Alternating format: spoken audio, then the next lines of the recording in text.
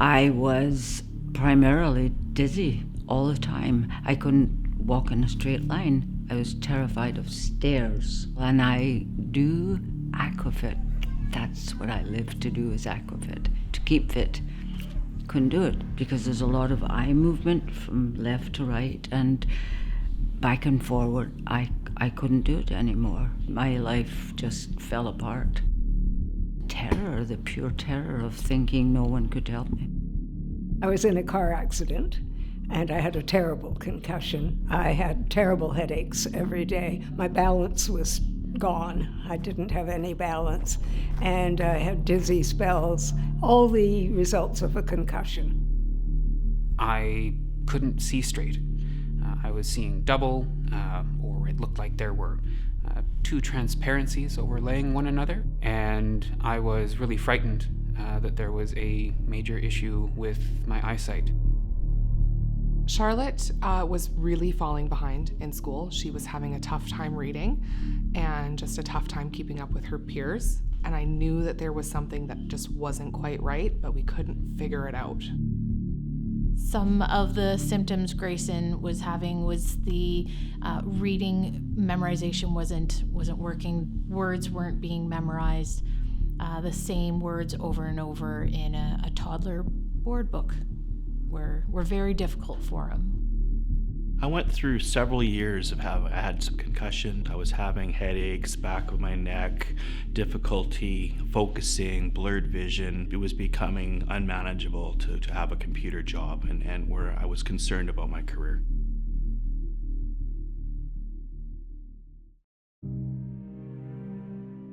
It really came out of wanting to understand more about how vision worked. If a kid's eyes can't track and work together properly when they're reading and learning, then vision can dramatically influence their ability to read and learn, and it can often get misdiagnosed as learning disabilities.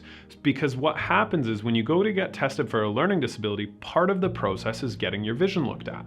Now, most testing though only looks at, do the eyes see clearly and are they physically healthy? We don't often look at how accurately do the eyes track, how well do they work together, how does the focusing mechanism work, or investigate some of the things around visual perception to do with reversals or visual memory for spelling. So what that means is that a lot of these visual problems can either masquerade as learning disabilities, or it can make somebody's learning disability even worse. And that's why vision can play such a large role in that. With concussion, often what can happen, and whether it's concussion or whiplash, even sort of stroke or other acquired brain injury, anytime the pathways in the brain that kind of control how we process or interpret our vision or how we control our eyes, anytime those things are disrupted, what can happen is it can cause a lot of different symptoms that get kind of lumped under concussion, etc. These kind of visual problems can be responsible for dizziness, headaches, migraines, light sensitivity, trouble reading, computer screens, fogginess. I mean, the list goes on. When I look at this, I look at it very logical part of it. We don't treat concussion, but we can see if there's visual problems that have been caused by the concussion and if those are responsible for some of the symptoms somebody's experiencing. If so, then we know that by treating these visual conditions, we'll be able to help with that. And there's objective ways to test and measure these things. So it's not something where, you just think, oh, you have light sensitivity or, oh, you have headaches, we'll try treating your vision. No, it's, you have headaches or dizziness. Let's do the testing to see if your vision's part of what's responsible for that. And then we know that treating the vision will help with the symptoms. And that's really where it comes into play.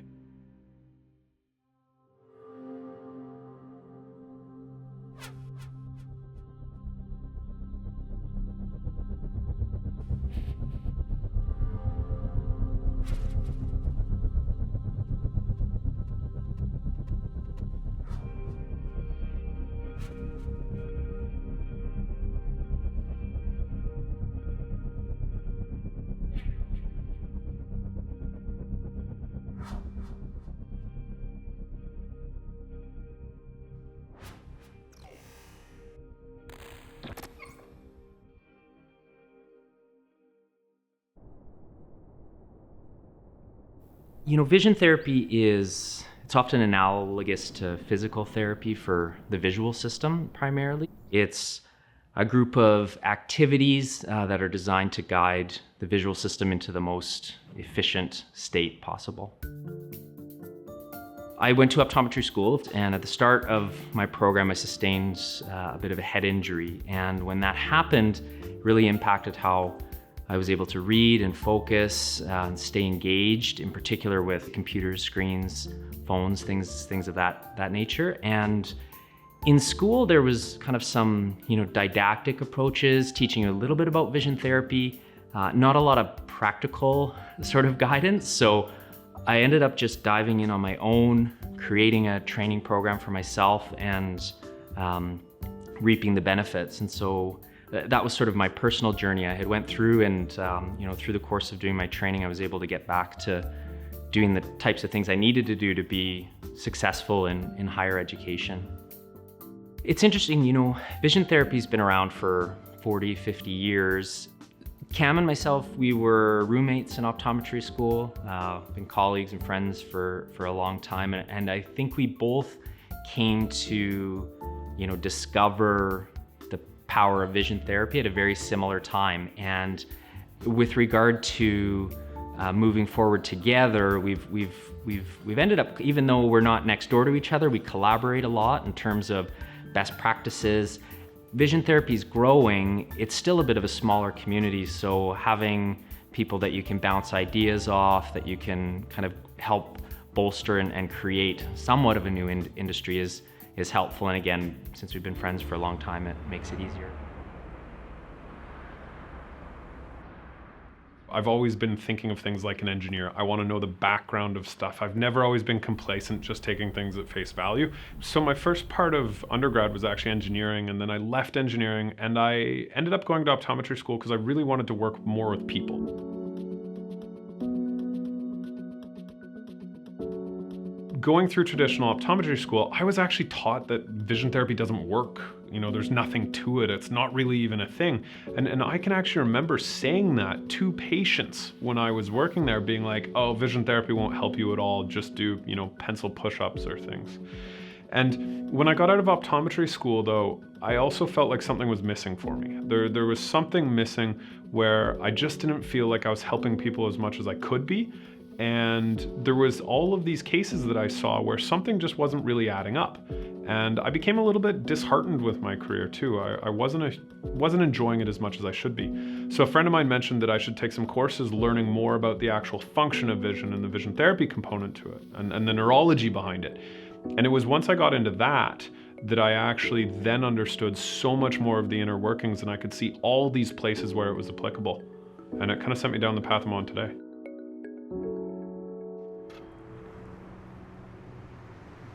We first started noticing the eye problems with Austin when he was really little, 2 or 3 years old. He didn't want to use crayons. He didn't want to color or practice with his name or anything. It was clearly uncomfortable for him. Some therapies we tried at an early age, we brought in like a child physiotherapist to do some assessments on walking and balance, and they found that he was struggling. We didn't know what would work for therapy, so we didn't stick with anything. We kind of tried everything.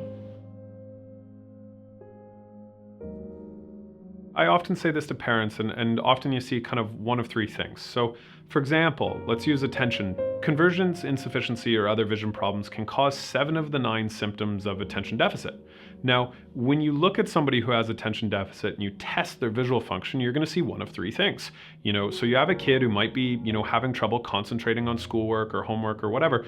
You may test their visual function and it's totally fine. Then vision doesn't play a role in it at all. Or you may test it and treat it, and yes, they do better, but they still have regular attention deficit as well.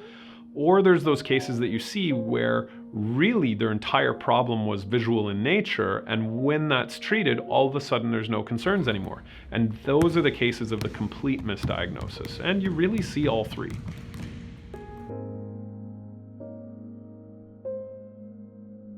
My daughter, Chloe, was always squinting with one eye and having trouble, and it turns out that she had double vision, and that's the reason that we enrolled her in eye therapy. We went to a lot of eye doctors, I guess you could say that, and it was very confusing because I didn't really understand what was happening. My son Noah was having some issues with reading. His eyes were moving quite a bit and having a hard time concentrating on the page, and later was having symptoms from 2 consecutive concussions. My reading, my schoolwork, my overall day-to-day stuff was affected. My concussion gave me headaches constantly. It was harder to see. It set me aback a lot. I love to play soccer and ski. If you look at the process of diagnosing something, you need to rule out a lot of things along the way. And if vision's not properly ruled out, sometimes people can end up on a medication that they don't need to be on, or sometimes they can end up being diagnosed with a condition they don't necessarily have. Vision therapy is for, in many cases, those who've sustained head injury, concussion, whiplash, stroke.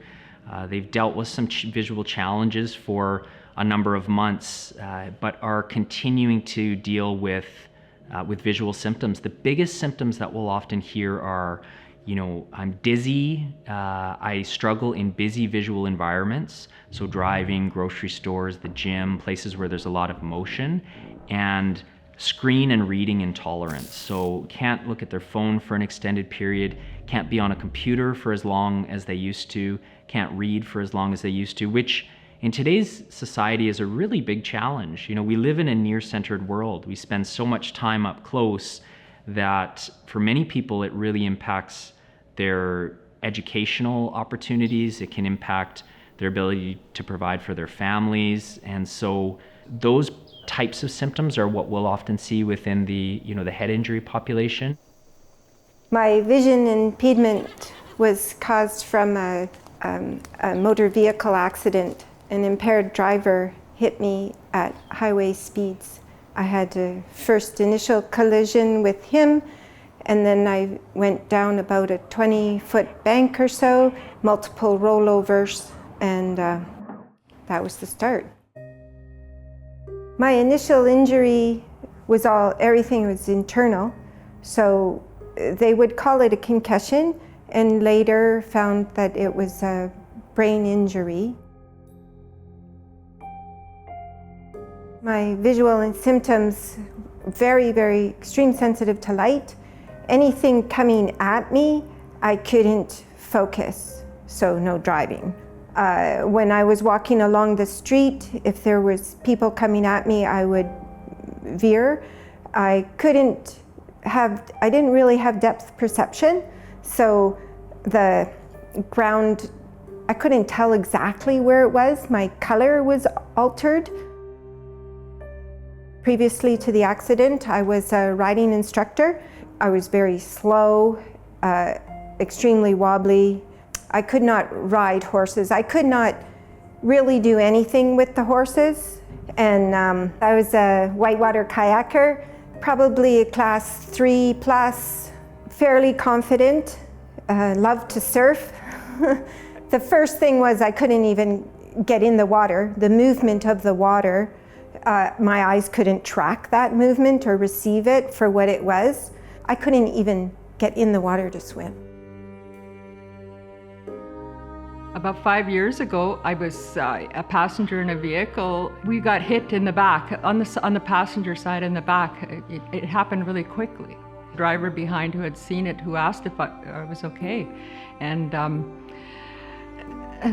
then the driver of the other vehicle and my driver said, "You want to call 911?" And apparently I was holding my phone, and I was looking at it, and I thought, how do I call 911? I couldn't think how to even do that. I didn't know where to call 911.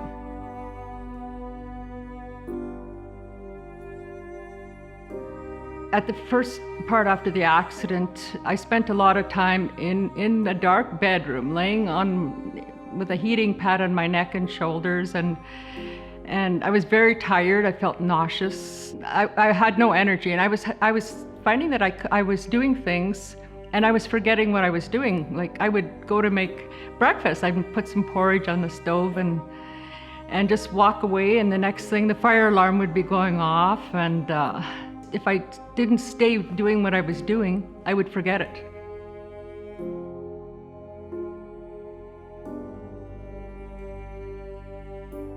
Everything changed in my life from the fact that I couldn't return to work, and so I started to go to massage therapy, physiotherapy, occupational therapy, and eventually to concussion. I don't really remember too much about that because it was pretty foggy years. I was just led by my doctor to go to for help here and there, and I was a very active person, out with dancing once a week at least, and out doing photography, and I was all the things that I loved to do. It changed. It just came to a grinding halt. I don't know what depression is, but I thought I was getting depressed because I was very sad. I just, I didn't know what else I could do. In 2019, I was in a bike race and there was a crash, and I tried to avoid the people that crashed. Got around them, but ended up falling and hitting my head on the pavement. Didn't notice the concussion until a few days later when I realized I wasn't thinking very well, and that's when I really noticed that I had a head injury as well as physical. I'm a cookbook author, so I cook and I write cookbooks. That summer I was going to start doing the photo shoots for my recent cookbook, so I had to postpone them because I couldn't cook and work, and I couldn't use my computer was the main thing. It felt like there was saran wrap over my eyes, and everything felt overwhelming. Like the action in my house, movement, cars going by, even like anything where I was moving, it just felt overwhelming and I had to close my eyes. I couldn't ride my bike for the whole summer, and that was tragic because I go on a lot of bike races and it's my favorite thing to do, riding my bike. So I couldn't ride my bike until I think I started in October and just rode really carefully around Kokanee Park. I went to a physiotherapist and I went to a chiropractor, and we did some standard vision therapy, practices, routines, and it wasn't working, so both those places recommended Paul Roulette. School-age children who are often bright, as they start to transition to more reading, more near-centered engagement, there starts to be a little bit of a disconnect in terms of they were performing well in the earlier grades, and now as they start to have to do a lot more close work with small print, they start to struggle. And so it's a kid who comes home with a headache at the end of the day, really fights their parents on doing homework, would prefer to learn by being told something, through their auditory system than their visual system. Parents tend to have this second, this instinct, right? In terms of, something seems off.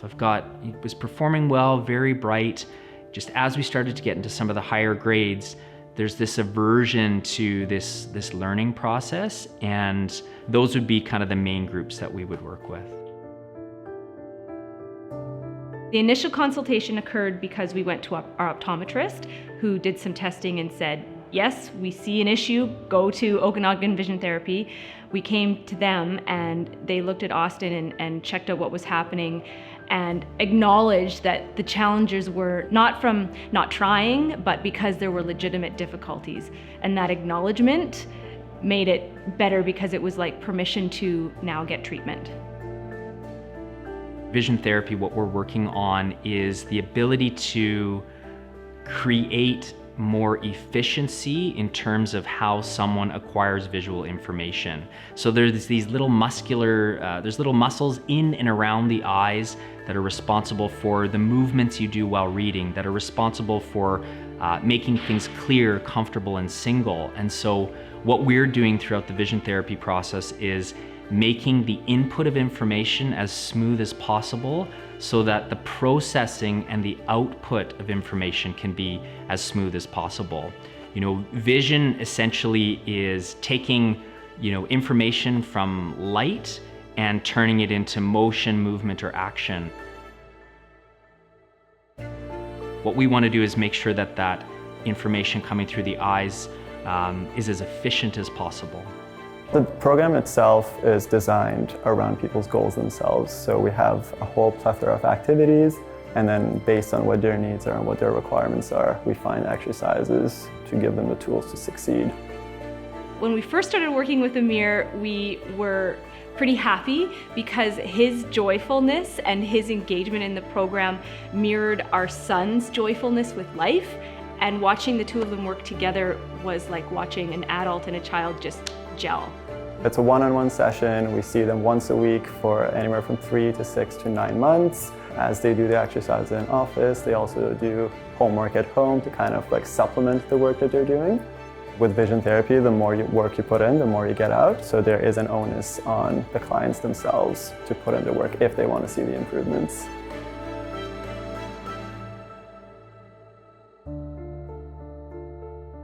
Progression that we saw through the program was fairly typical for something that's difficult. An initial success, and then a big learning pit because it was hard work. It's hard for a 7-year-old to maintain energy with something that is uncomfortable. And then we saw the improvement at near the end, and that's the confidence building piece that made our son want to keep going. Learning didn't feel impossible anymore.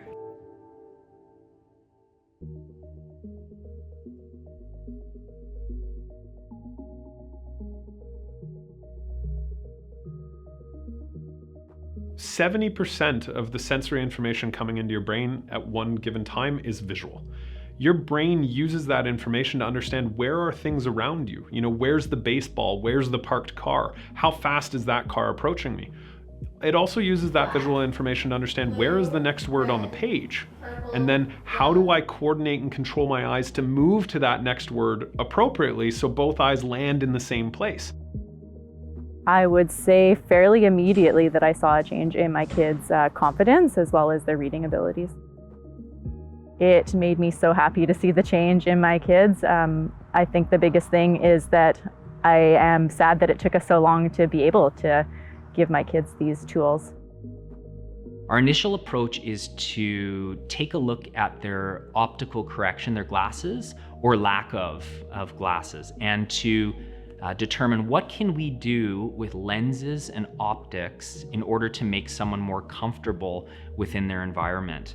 And then we'll design a specific program for them that's catered to the symptoms and then the needs that brought them in to see us. So we'll sequence over a number of months individualized activities that are designed to get them back to being able to enter a grocery store, being able to drive for an extended period, being able to sit on their computer for an extended period of time. And then we take them through weekly training sessions in order to get the best results for reading and learning. I had a lot of trouble reading. Like sometimes the words would go to different parts of the book and I just couldn't stay on a sentence. I thought that I was just bad at something when there was actually more to it than that. It wasn't just me not knowing it. I was out of my control.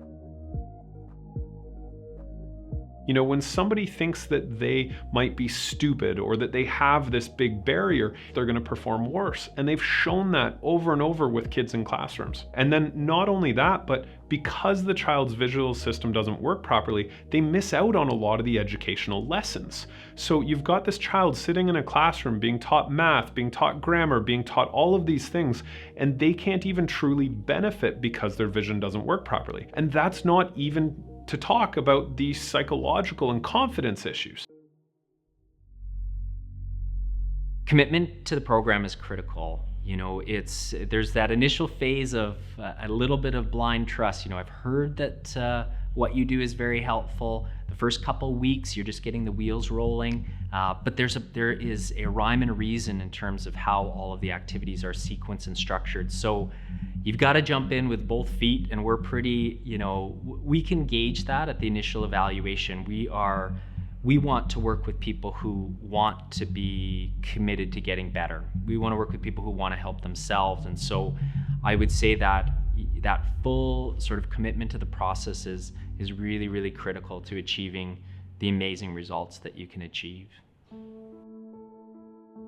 The incident that caused my concussion happened when I was 7 years old in elementary school. We were in gym class and I got hit in the head by a basketball and then my face went into concrete. The impacts were significant because my balance was affected. I'd constantly run into things. I've been drawing since I was 5 years old, so when it happened, my drawing was suddenly a little different looking.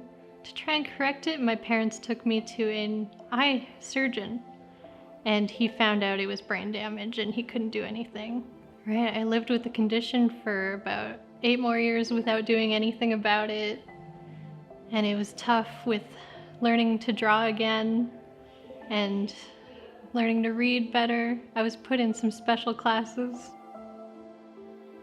We're kind of at the, I suppose the cutting edge of being able to evaluate and assess and compare how an injury might be impacting someone's vision. I think the reason we've seen more interest is there's more screening, there's more tests, there's more awareness, and a number of different allied professionals are noticing that when you focus effort on recovering vision in particular, so much about the person's recovery improves. After the consultation, we committed to doing the program. Started noticing as we went that my vision was getting clearer and less double vision. And I was able to correct my balance more. I started noticing I wasn't wobbling when I put my shoes on in the morning. And so one of the benefits I think that we have are some of the tools and the background knowledge and support through specialized glasses that I suppose can accelerate the recovery, quite profoundly, to say the least. Concussion's a huge issue, and vision's often one of the most overlooked pieces of it. So traditionally with concussion or head injury, people will see their MD, they'll often go to physiotherapy or occupational therapy. Vestibular rehab and cognitive rehab is a really big thing right now. And both vestibular rehab and cognitive rehab both involve a lot of visual components, but they're not always aware of it.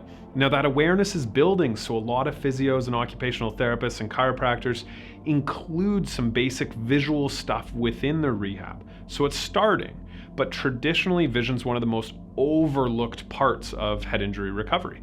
And it's also where we have this amazing opportunity because so many people are out there struggling, or so many people are taking longer to get better than they need to because this visual part isn't being addressed. Following 5 years of occupational therapy, every kind of massage, whatever I could think of, vision therapy I think I would call it my last resort, my last hope, really. I wasn't really sure what it was. I didn't understand that, how it works, but I was willing to give it a try. I thought I want to go and just talk with them at vision therapy, and everything basically rolled out how I was told at the beginning. With this therapy, I was told that if I committed to it, and I thought, well, if I'm going to do this, I committed 100% to it. I followed exactly what I was told to do every day. A few weeks later, something happened. Everything changed. It's like everything became clear. That's when the improvements, I could see it, and it's just amazing. I don't know how to describe it. It's just like I've got me back, or something. I have a life back. We can measure that they have better depth perception or eye teaming, better eye focusing or transition skills, and better tracking skills. And we'll layer that with visual perception, so the ability to look at a target and store it in your mind and recall it for later. So we'll layer the eye movements with the visual perceptual piece, and from there we can, each week we'll usually work through 4 or 5 different activities that are designed to address the specific visual areas of deficit we saw at the initial exam. The activities with Amir started out fairly simple, with challenging balance, tracking my eyes, and I would notice that I could achieve things quicker, I could see better, and I had better balance. patients start to see a result, it can be varied. It could they could start noticing things after third week, they can start noticing after a month or even a couple of months in the program. So it's a case-by-case scenario, so we can't guarantee where it's going to be. The way I like to describe it is patients get that big aha moment at any time, and once they notice it, that's the next level of motivation. When I started with Amir, I already was very grounded that this is the process. I know I can work this and get better.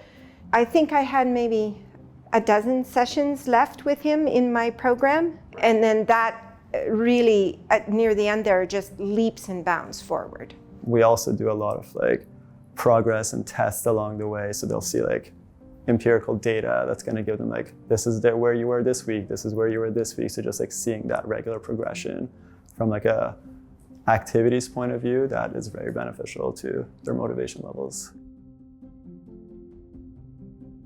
It was so hard.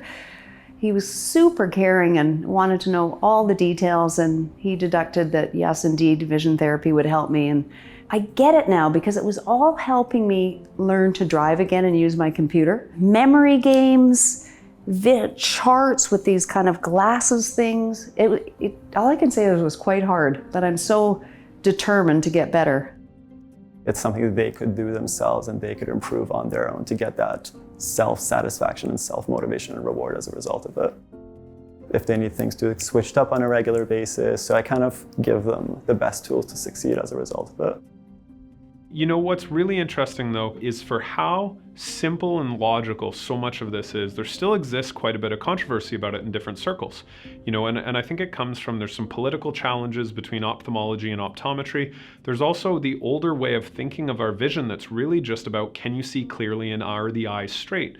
And unfortunately, a lot of people who are stuck in that model can't always switch their thinking to understand the functional side of it.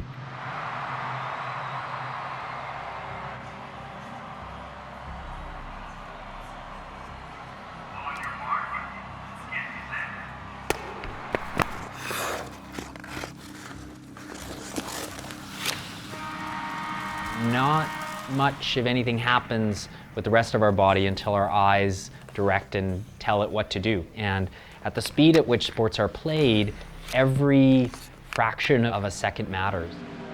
We can get baselines on how an athlete is performing, their dynamic depth perception, their balance, their peripheral awareness. We can look at that very objectively and create a program to take them from a strong visual system to an elite visual system. Because I can tell you from experience, there is a big difference between someone who has strong vision and elite vision. And it's measurable and it's trainable, and it makes an incredible impact in almost any sport. And although vision therapy has been available for a long period of time, the community of providers continues to grow, which again, it's a rising tide raises all boats. So it's been I think we're at a sort of critical sort of precipice where we're going to see this become much more commonly provided and the awareness to be significantly improved.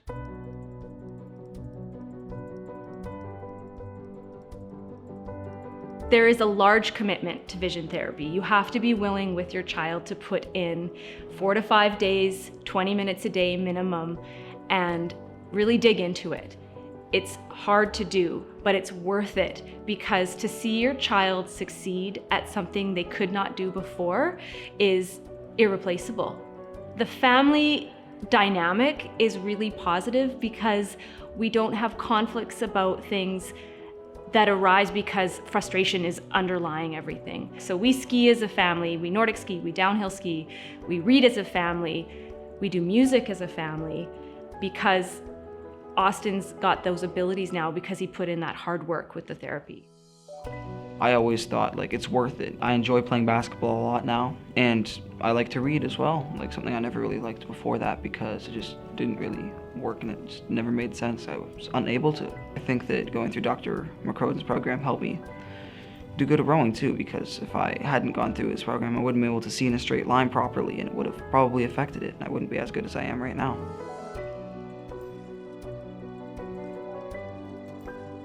I think it's the best thing to do before you try anything else. It's given my kids more confidence.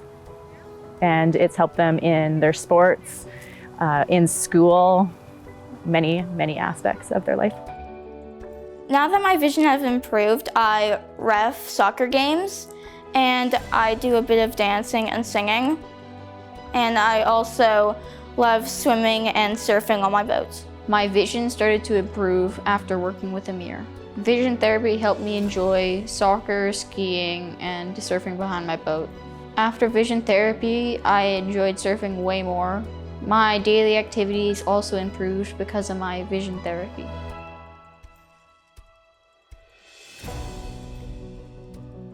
I'm getting a glimmer of who I was and who I am now and what I can do. I finally started horseback riding. It was fantastic. I started kayaking again. I was immensely joyful. Vision therapy changed my life dramatically, so I'm inspired. Correcting my vision through the therapy has given me new confidence, and I'm grateful for everything they've done for me.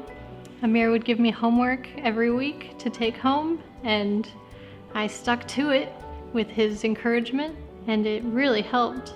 You have to stick to that kind of thing. There's just so much that I can do now. I'm just thinking of looking at for work in the fall, because I want to try working again. I believe I can, and or perhaps volunteering, or maybe both. I'm still at the point in my life that I'm just so grateful that I had this opportunity to be where I am today compared to where I was 5 years ago. The writing is really good now. Worked on my computer, wrote by hand, tested recipes, worked with photographers, and I finished my 6th book. I can ride again, I can turn and look back. I'd say biking is totally good to go. In Nelson, we all seem to be falling off our bikes or having ski accidents or slipping on ice. It's just the kind of the lifestyle we live here, and I'm totally better, and I know what worked for me.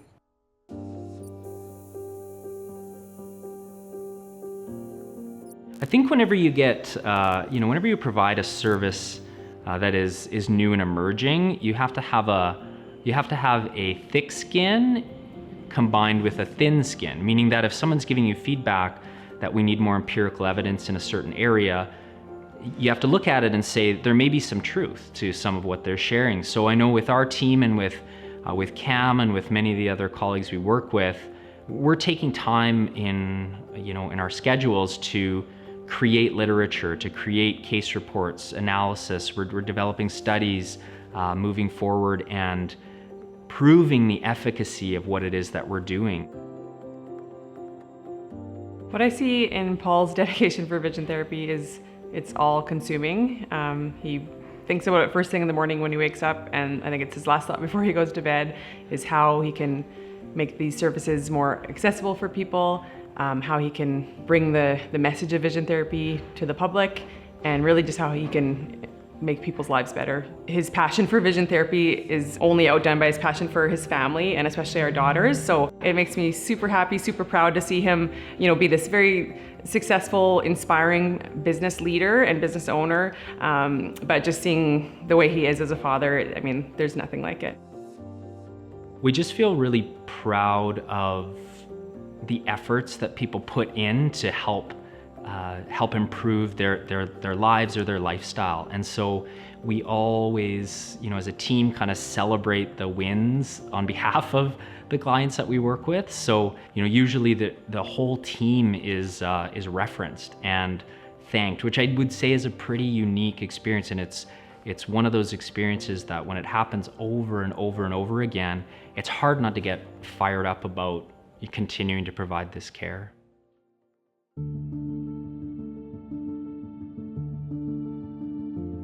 Life overall with Cam it's really fun, and it's very, very busy.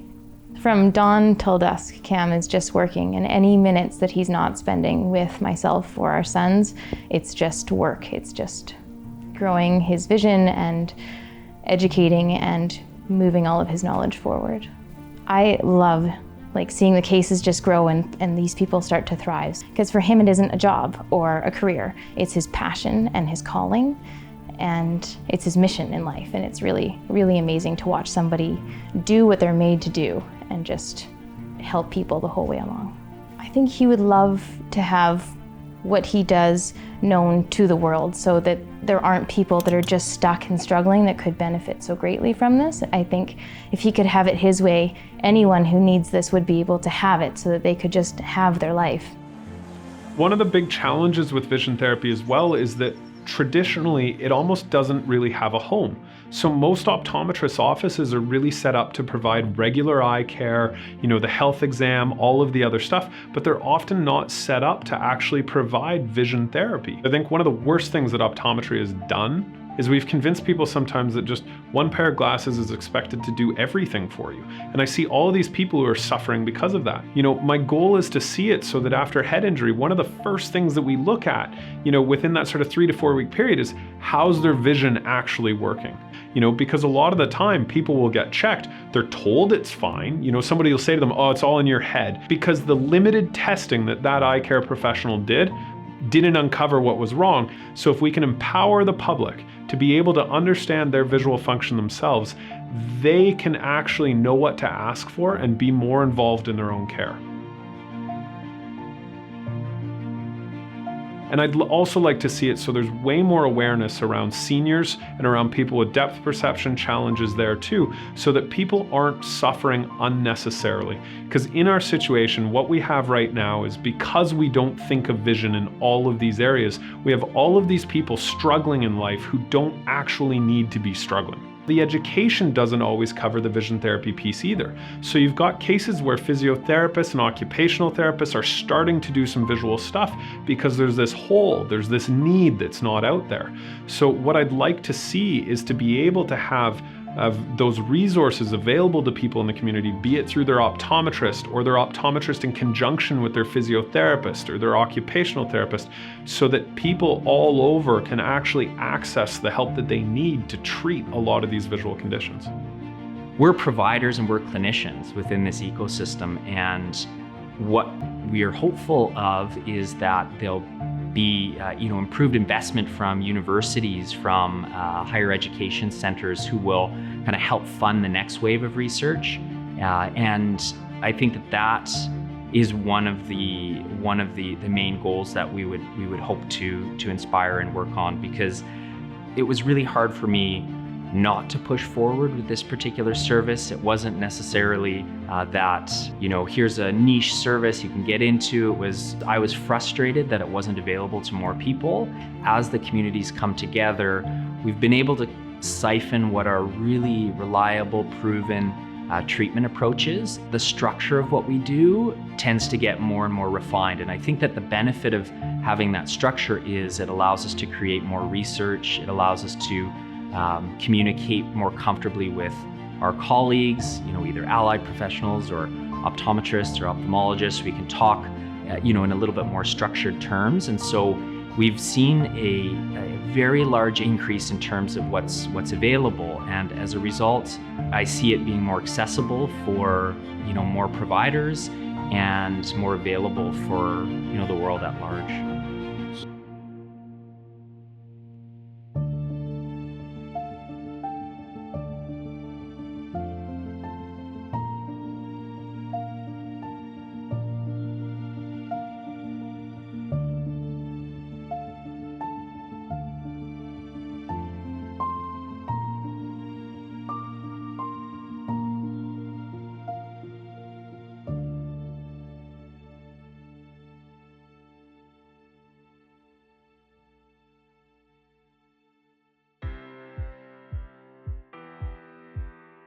At this point in my life, I'm not back to where I was before my fall, but this has been life-changing in my journey to recovery. I tell everybody about the program because I believe in it so much because of the accomplishments my son has made through this. I've referred so many of my friends to it when I've seen their kids have some struggles in the same aspect that Matthew did, and everyone has come out saying it's the best thing. I wish I'd known about this. If it wasn't for Dr. Paul's kindness and understanding that after 3.5 years he could help me, Don't know if I would have pursued it. He has the personality of where someone you could trust, and in the end, I was 75 to 90% improved, and those are big numbers. If you can't recall what you're reading, then what's the story? You struggled so hard to read the story, you didn't digest what it was saying, and reading becomes, painful. And then to experience reading a story and retaining the names of the people in the story and what actually happened, you're much more able to drift away into a mind fantasy type thing, and it matters. It means something as opposed to just struggling to read and not retaining it. Grayson is doing so well now in school. He is meeting and exceeding his reading level for grade 4.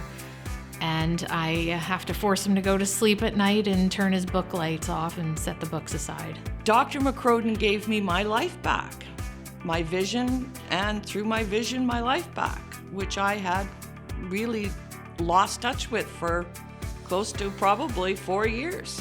The same sense of vertigo or balance difficulties. My reading comprehension has went up considerably, and that was one real impact. And sort of my joy of reading, I find I'm reading for pleasure outside of work as well as all the reading that I have to do at work now. No headaches, no dizziness. My balance is improving. I can't say it's perfect, but it's improving, and I feel wonderful. I'll have regular maintenance to do to keep my neurovisual awareness where it needs to be. But the experience has been life-changing. She's keeping up with her peers, she's reading, she's confident, she's happy. We don't have the same struggles with her going to school in the morning. She comes home from school happy, and she's not as exhausted as she was at the end of the day. Took a while, and they told me it would take a little while. And I did my homework diligently.